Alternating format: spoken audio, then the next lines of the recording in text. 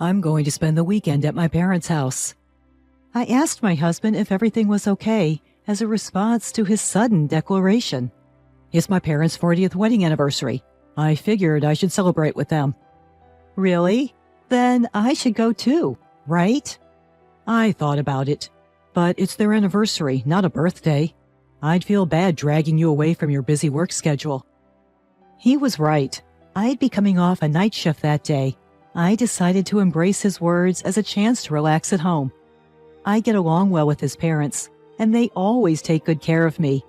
Maybe I can send something later to celebrate. My name is Rachel. I'm a nurse, and I'm 32. I met my husband John 3 years ago. We've been married for 2 years now. It feels like we've been together for a long time, but it was nothing compared to his parents' 40 years. His parents have a beautiful relationship, always going out together and even holding hands while taking walks. I look up to them, especially since my parents are divorced. I've always dreamed of having a similar kind of relationship with my husband. One Friday night, John came home with bags full of groceries. I'm cooking at home tomorrow. Cooking is a hobby of his, and he's quite good at it. While I tend to focus on whether something is edible, John is the type who relentlessly pursues the deliciousness of food. We usually take turns cooking, and John's meals are always delicious. But of course they are. He uses quality ingredients. The worst part is, he always leaves me to do the dishes. Not just the dishes, but the pots and pans too. I've asked him to not just cook, but to do the dishes as well. But he never seemed to listen. Don't leave the dishes for your mother to take care of, okay? I reminded him, not wanting to burden his mother on such a special day. He brushed it off with a casual, yeah, as if he didn't take it too seriously, which left me feeling slightly irritated. I asked him to say hi to his parents for me and started getting ready for my night shift. The following day after my shift, I was woken up by a call on my cell phone. It was from my father-in-law. This was unusual because my mother-in-law is usually the one to call. As I answered the phone, I heard my father-in-law's frantic voice on the other end. Rachel, my wife has collapsed. What should I do? What? I jumped out of bed and asked my father-in-law for details. Apparently, she suddenly collapsed, and it seems she has a fever. It's been pretty hot out, so it could be a heat stroke. She was only half conscious, and so I told him to call an ambulance and to let me know when he found out where she'd be taken. I decided to drive to my in-laws' house, which is about a 40-minute drive from my home. I tried calling my husband, but he didn't pick up or call back. As I started to give up on trying to reach him, my father-in-law called again. As suspected, she had a heat stroke and had been rushed to the hospital. I arrived at the hospital and found my father-in-law. He told me that my mother-in-law's condition wasn't critical and is that she is currently receiving an IV. I made my way towards her hospital room. By the way, where's John? Is he in her room? My father-in-law looked puzzled. Wasn't he with you? I tried calling him first, but couldn't get through, so I called you. I assumed he was driving. Hearing this, I furrowed my brow in confusion. But John was over at your place, wasn't he? Now it was my father-in-law's turn to furrow his brow. We exchanged puzzled looks as we walked, but our conversation was interrupted as we reached my mother-in-law's room. Thank God it's nothing serious. Upon hearing that, my mother-in-law, who seemed less energetic than usual, smiled. I'm sorry for all the trouble. Were you at work today? I just finished my night shift, actually. Where's John? Is he working? These words hit me. He said he was heading over to cook you guys a special anniversary meal. The three of us exchanged glances. Feeling that something was off, I tried calling John again. Finally, after several attempts, I managed to get through to him. Oh, thank goodness. Where are you? He responded with something completely unexpected. I'm at my parents', cooking up a storm as filial duty. Sure enough, I heard the sound of chopping over the phone. I managed to think quickly and covered up my confusion. Ah, I see. I must have been half asleep. Sorry about that. You're probably tired from work. I told them you were working, so rest up. John insisted that he was at his parents' place. But his parents were right in front of me. So who on earth was John cooking for? Was he cheating on me? Did he show any signs of it elsewhere?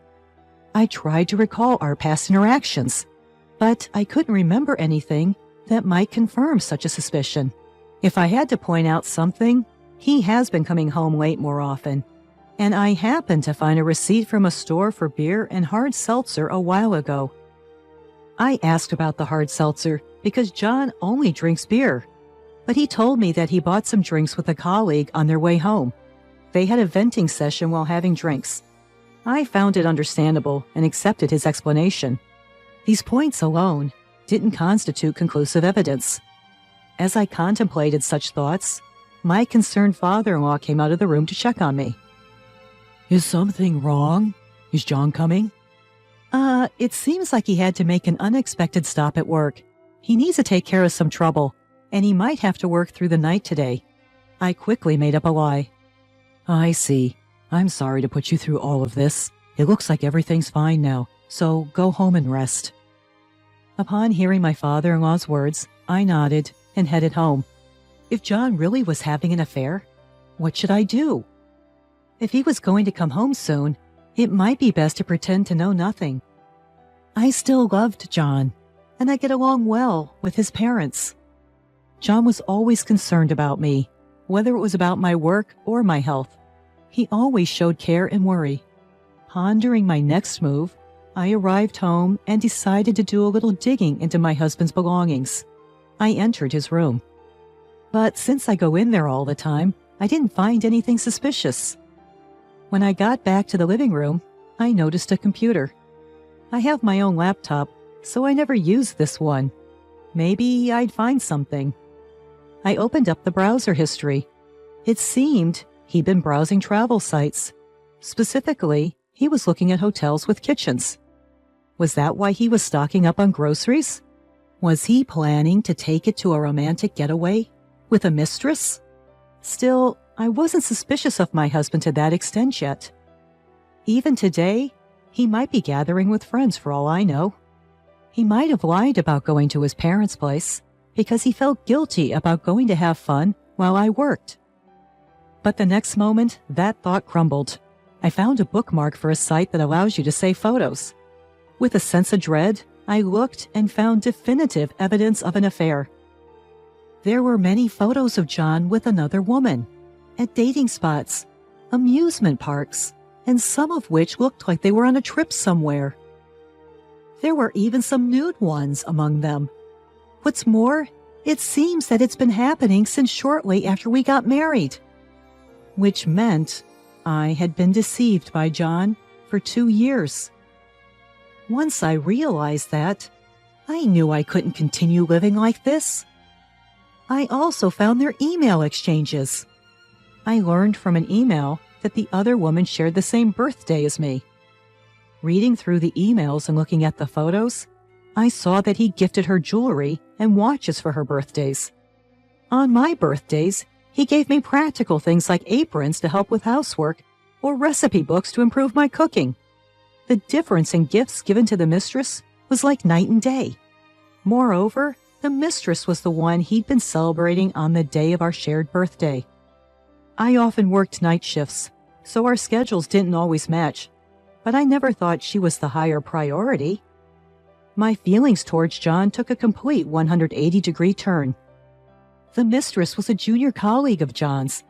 She even came to our wedding. I remember she came up to me and said, "I have the same birthday as you." Judging from the emails, it seemed like the mistress initiated the affair, but John had easily accepted her invitations to go out. I discovered an email where he said, "My wife earns a decent income, and she nurses me without complaints when I'm sick, so I don't plan on divorcing her for now." Upon finding this, there was no way I could stay silent. I decided on divorce. I captured some of this evidence on my phone. Upon realizing that it was already midnight, I decided to go to bed. The next day, I started looking for a divorce attorney, but I had no idea which one to choose. Just as I was lost in my thoughts, the doorbell rang. I flinched, thinking that my husband might have come home, but when I went to open the door, it turned out to be my mother-in-law. Startled, I invited her in. I learned that she returned home from the hospital yesterday, right after she got her IV, and was now here to thank me. She even brought me a small gift. As I spoke with my mother-in-law, a sense of sadness began to overwhelm me. I was lucky to have such wonderful in-laws, and the thought of leaving them was heartbreaking. Seeing my distress, my mother-in-law spoke to me kindly. "If something's bothering you, you can talk to me about it." Moved by her words, I couldn't help but pour out everything to her. When I finished, I was worried that she might be angry at what I'd said about her son. "Is that true? That's unforgivable." I showed her the evidence of John's infidelity, and she became more incensed.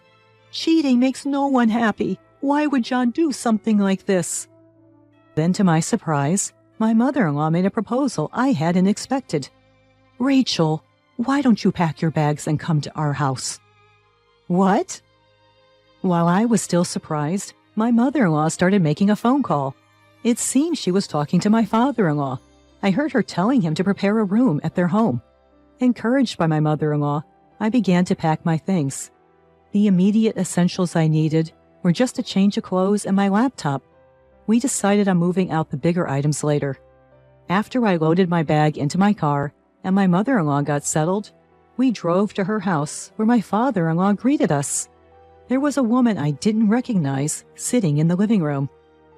Just as I was wondering who she was, I learned she was a lawyer. My father-in-law had reached out to her at my mother-in-law's request. "You have to act quickly in situations like this." He seemed quite pleased with himself as he said. In front of my in-laws, I expressed to the lawyer that I wanted a divorce and that I intended to claim alimony. I struggled to keep up with the sudden turns of events, but expressing my intentions gave me a sense of determination.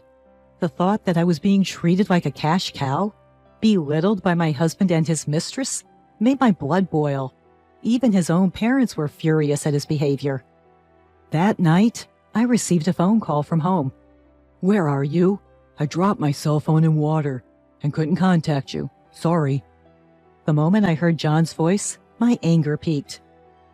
"I've moved out. It's up to you to decide whether you want to stay or move out. I'll collect the rest of my belongings by the end of the week." Upon hearing this, John started panicking. "What? What are you talking about? What's happening?" At his words, I felt nothing but anger. "You've been cheating on me, and now you're asking me what's happening?" John, seemingly confused, started spouting nonsense. "Cheat? Me? Why? How?" He seemed eager to ask how I found out. That was when my mother-in-law took the phone from me. "Come home immediately." "Huh? Mom? What?" Ignoring my confused husband, I hung up the phone. Less than an hour later, John arrived at his parents' house. "Rachel, what's going on? Why are you here?" I sighed at John, who rushed in after hastily opening the door. "How did it feel to serve homemade meals to your mistress in a hotel with a kitchen?" Upon hearing this, John went pale. "How did you have the nerve to say that you were going to celebrate your parents' 40th anniversary with a homemade meal? You had the audacity to go on trips with your lover while your mother was in the hospital. Huh? What happened to Mom?" Then, at that moment, John's father came out and started yelling. "Your mother was taken away in an ambulance. I called you several times. You're not welcome in this house after today. Once we're done talking, don't ever show your face here again. Also, I want you to return the car you drove here. It's still in my name." John's father snatched the car keys from him. Because John commutes by car, I knew how inconvenient it would be for him to have this option taken away. Inwardly, I felt a bitter sense of satisfaction. Later, my mother-in-law came out and shouted, "We know everything about your shameful affair. Your father and I are on Rachel's side, not yours." Our lawyer had already left, so I directly expressed my intention to get a divorce. John panicked with a pale face. Divorce? We can't. Why? I always help with household chores. I even cook. At my husband's desperate reaction, all I was able to do was sigh. Helping out with household chores? You mean taking out the trash or putting away laundry? You don't even know how to use the washing machine. Have you ever cleaned the bathroom or the toilet? But I cook. His words made me snap. You claim to be cooking, but cooking is complete when you clean up afterwards. You buy fancy ingredients, cook, and then act all smug saying, "Isn't it delicious?" Well, of course it's delicious. Shouldn't you be considering the food expenses when cooking? John retorted, obviously irritated. Huh? My dishes taste way better than yours. Cleaning up is easy. It's the cooking that's hard. Just yesterday, my girl told me everything was delicious. He was obviously referring to his mistress. Well, of course, in a hotel kitchen, you don't have to worry about cleaning up. She got to enjoy the expensive food you bought with your money, so of course she thought it was delicious. John, who didn't like my tone, yelled back, Fine then, let's get a divorce or whatever. I'm done with you. He stormed out of the house. With his car keys taken away by my father-in-law, he reluctantly started walking. He looked pathetic from the back. The following day, I closed the bank account from which our living expenses were being withdrawn from.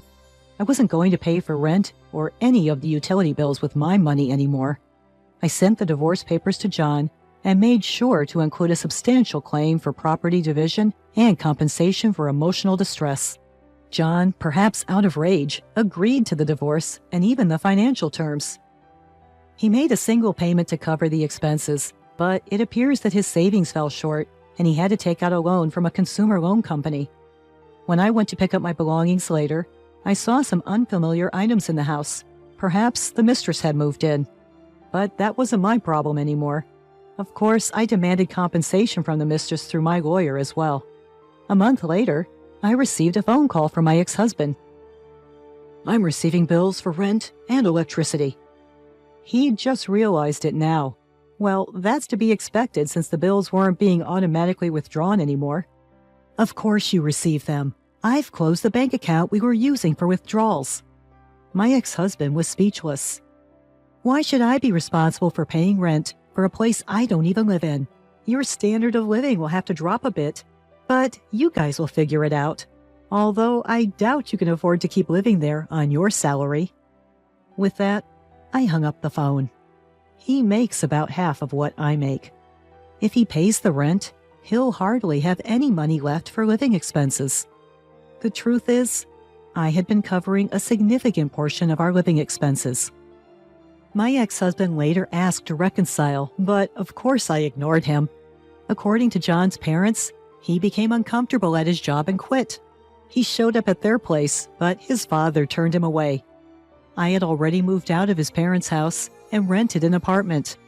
I don't communicate with my ex-husband anymore, but I occasionally get in touch with his parents, and we still have a good relationship. Seeing them walking hand in hand to this day, I made up my mind to find someone with whom I could eventually have such a relationship.